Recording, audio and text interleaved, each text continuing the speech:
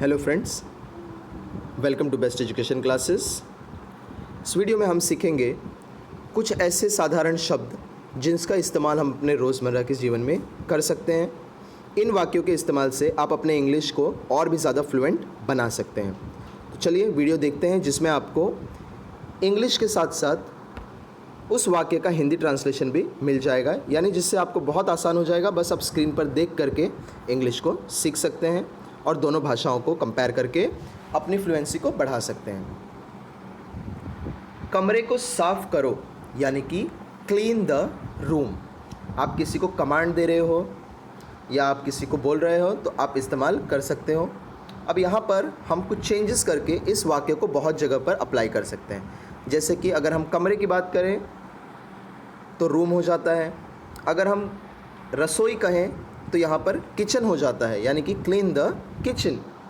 आपको कोई वार्डरोब साफ़ करवाना है तो आप यहाँ पर कपाट कहिए, यहाँ पर बन जाएगा वो वार्डरोब, यानी कि क्लीन द वार्डरोब। तो जिस किसी भी जगह को, वस्तु को आप क्लीन करवाना चाहते हैं, क्लीन करना यानी कि साफ़ करना, तो बस आपको यहाँ पर रूम को हटा करके उस वस्तु या उस जगह का नाम लगा देना है। क्लीन द पैसेज यानी कि गलियारे को साफ़ करें। चलिए अगले शब्द को देखते हैं। काफ़ी सरल सिंपल शब्द है, डोंट टच इट। उसे छूना मत। अब यहाँ पर इट का हमने इस्तेमाल किया है, तो इट का इस्तेमाल हम कब करते हैं?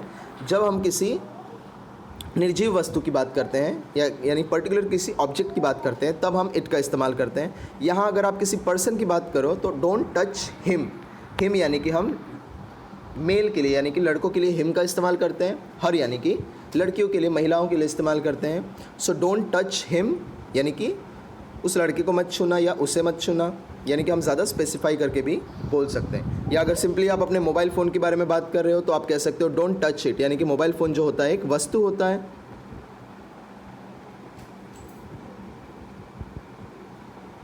अगले शब्द की तरफ बढ़ेंगे हम, अगले वाक्य की तरफ।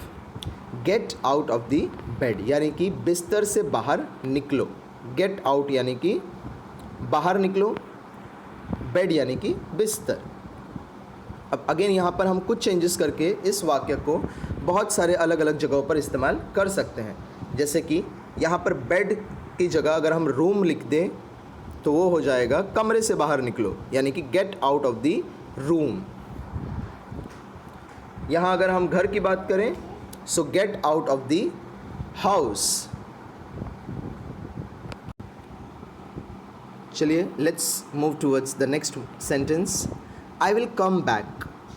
मैं वापस आऊँगा। अगर आप लेडीज़ हैं तो आपको कहना होगा, अगेन इंग्लिश में आप सेम ही कहेंगे आई विल कम बैक, हिंदी में उसका अर्थ होगा मैं वापस आऊँगी। I will call you. So call करना यानी कि यहाँ पर फ़ोन करना। सो मैं तुम्हें फ़ोन करूँगा या करूँगी।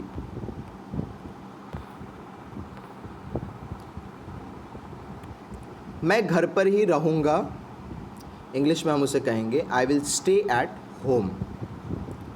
अब घर की जगह अगर ऑफिस है तो यहाँ पर हो जाएगा I will stay at office.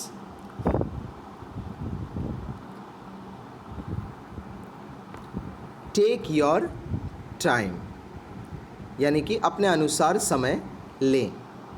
कई बार होता है कि लोगों को कुछ काम करने के लिए थोड़ा सा ज़्यादा अधिक समय चाहिए रहता है, तो आप कह सकते हो टेक योर टाइम। सोच लो यानी कि थिंक अबाउट इट। अब यहाँ पर अगर हमने इट का इस्तेमाल किया है, यानी कि हम किसी वस्तु के बारे में बात कर रहे हैं, समय के बारे में बात कर रहे हैं बेसिकली, या किसी आइडिया के बारे में बात कर रहे हैं। अगर यहाँ पर हम किसी व्यक्ति को मेंशन करना चाहते हैं तो हम कहेंगे think about him, think about her, think about them. अब तीनों में डिफरेंस क्या है? हिम और हर तो जैसा कि हमने प्रीवियसली डिस्कस किया है, हिम यानी कि हम किसी मेल के लिए यूज़ करते हैं, हर किसी फीमेल के लिए यूज़ करते हैं, एंड देम हम यूज़ करते हैं समूह के लिए, यानी कि एक से ज़्यादा जब व्यक्ति होते हैं वहाँ पर तो समूह हो जाता है, तो हम देम का इस्तेमाल करते हैं। दिस इज़ अ बुक यानी कि यह एक किताब है। तो दिस इज़ आगे बुक की जगह हम किसी भी वस्तु को मेंशन कर सकते हैं। Book, pen, pencil, table, chair, कुछ भी हम मेंशन कर सकते हैं और वाक्य उसके अनुसार मीनिंग देकर जाएगा। तुम कहाँ थे, इंग्लिश में हम उससे पूछते हैं वेयर वर यू, क्योंकि यहाँ पर हमने थे का इस्तेमाल किया है तो ये वर का इस्तेमाल हमें करना पड़ेगा, जो कि डिनोट करेगा यहाँ पर कि पास्ट टेंस की बात हो रही है। Where were you.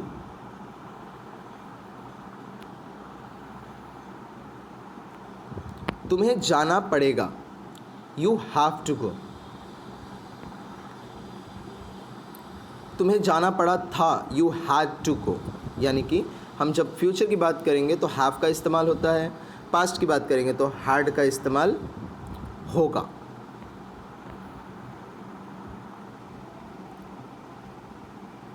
तुम थके से लगते हो, यू लुक टायर्ड। थके होना यानी कि टायर्ड होना।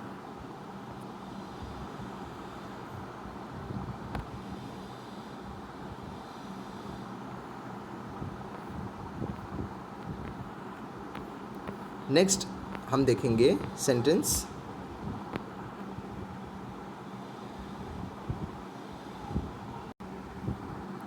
हाउ इज इट गोइंग, कैसा चल रहा है।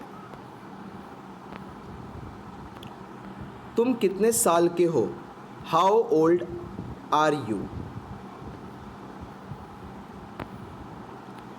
आज मेरा नसीब अच्छा है, नसीब यानी कि luck. I am lucky today.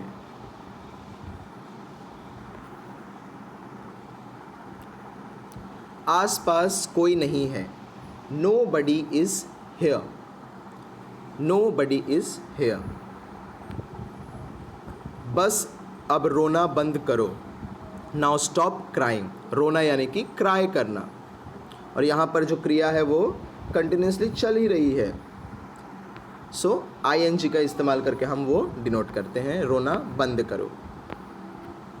कितने बदतमीज़ हो तुम, हाउ रूड आर यू। बदतमीज़ होना यानी कि रूड होना। वह बहुत बोलती है, सो अगेन बोलती है यानी बोलती यानी कि हम किसी फीमेल की बात कर रहे हैं। बोलना यानी कि talks, so she talks a lot.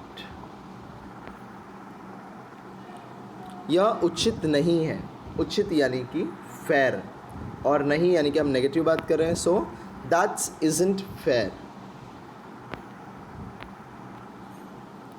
उसे धोखा मत दो, डोंट डिसीव हिम।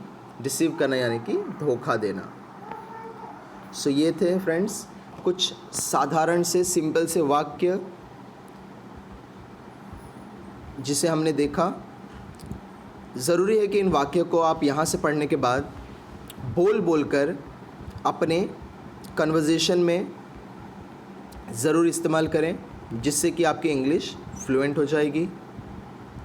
वीडियो अगर पसंद आया हो तो लाइक करें, चैनल को सब्सक्राइब करें ऐसे और भी वीडियोस के लिए, एंड कमेंट सेक्शन में हमें बताएं कि आपको और कौन सी वीडियोस चाहिए जिससे आप सीख करके इंग्लिश को और भी अच्छे से बोल सकें। Thanks for watching and stay tuned with the channel for more such videos.